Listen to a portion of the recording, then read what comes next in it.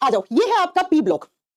बच्चा P block कौन से ग्रुप से शुरू होता है और कौन से ग्रुप पे खत्म होता है? मैंने पढ़ाया था कि ग्रुप नंबर 13, 14, 15, 16, 17 और 18, ये जो ग्रुप है ना, ये आते हैं पी ब्लॉक में। तो सबसे पहला क्वेश्चन तो क्या ही होना चाहिए कि भाई पी ब्लॉक कहां से शुरू होता है, कहां पे कौन से ग्रुप पे जाके खत्म हो जाता है? तो आप बताओगे मैम पी ब्लॉक 13 नंबर से शुरू होता है, समूह नंबर 13 से शुरू होकर समूह नंबर 18 जो कि आवर्त सारणी का सबसे अंतिम समूह है उस पर खत्म हो जाता है।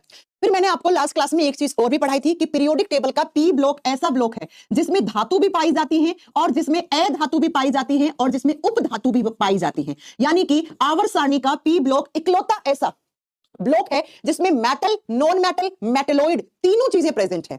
इसके अलावा ऐसा कोई ब्लॉक नहीं है जिसमें ये तीनों चीजें आपको मिलेंगी। तो क्वेश्चन आ जाए कि पीरियोडिक टेबल के उस ब्लॉक का नाम बताओ जिसमें मेटल, नॉन मेटल, मेटेलॉइड सब पाया जाता है, आपको बताना है पी ब्लॉक। अब ध्यान से सुनो, ये वाली जिगजैग लाइन, ये वाली जिगजैग लाइन, ऐसे टेढ़ी मेढ़ी रेखा, ये किससे, ये आवर्त सारणी में इस जिगजैग लाइन का मतलब होता है यहां पे जो एलिमेंट्स आते हैं वो मेटेलॉइड है। वो क्या है? मेटेलॉइड है, उपधातु है। देखो boron, silicon, germanium, arsenic, antimony, tellurium, polonium, ये 7 क्या होते हैं? मेटेलॉइड उपधातु होते हैं। और पीरियोडिक टेबल में इसको जिगजैग लाइन से हम शो करते हैं।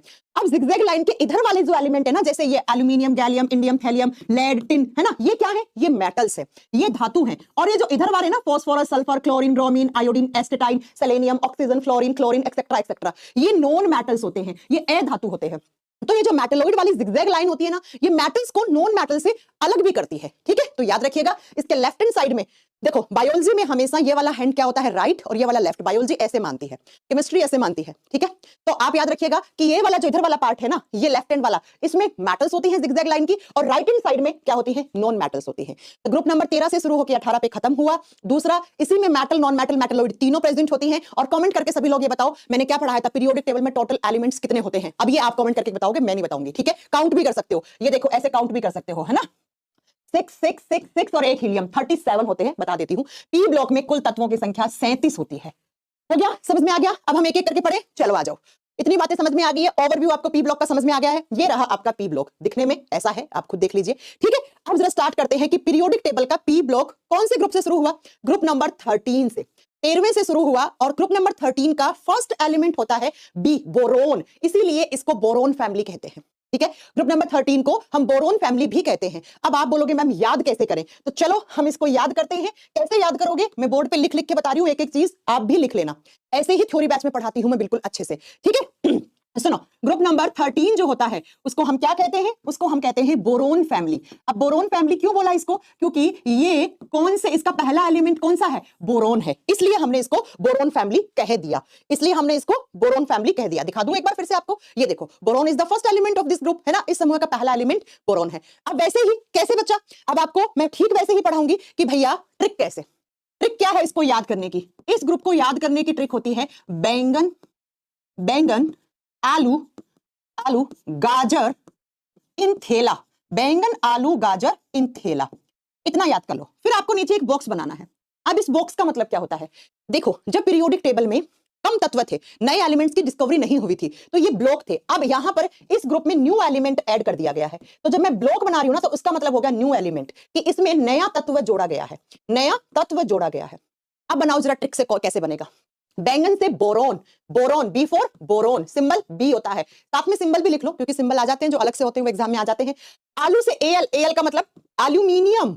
एल्यूमिनियम कहां काम आती है? इलेक्ट्रिक वायर बनाने में, रसोई में कुकर, फ्राई पैन किसके बनते हैं? एल्यूमिनियम के। एल्यूमिनियम का फॉइल बनता है। नेक्स्ट, गाजर, बैंगन, आलू, गाजर, इन थेला। ठीक है, और ये जो पंकज आप बार बार कमेंट करो ना, मैं यहां से ब्लॉक करवा दूंगी। ठीक है, मैं ब्लॉक करवा दूंगी, फिर मत कहना ऐसा कि क्यों करवा दिया।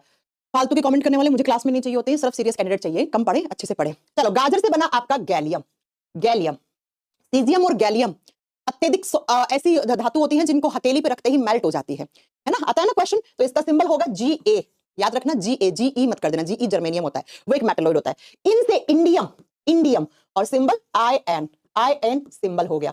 थैला से आपको याद रखना यहाँ पे थैलियम बनेगा, थैलियम, थैला से थैलियम बनेगा बच्चा। ओके, तो ये आपको याद रखनी है बात। तो कितने एलिमेंट हो गए? काउंट करो आप, इसमें 5 हो गए, 6 होने चाहिए थे। और यहां पर एक नया एलिमेंट ऐड किया गया है, और नया एलिमेंट होता है, उसका नाम क्या है? देखो, मैं आपको पीरियोडिक टेबल में एक चीज दिखाती हूं, आप समझने की कोशिश करना।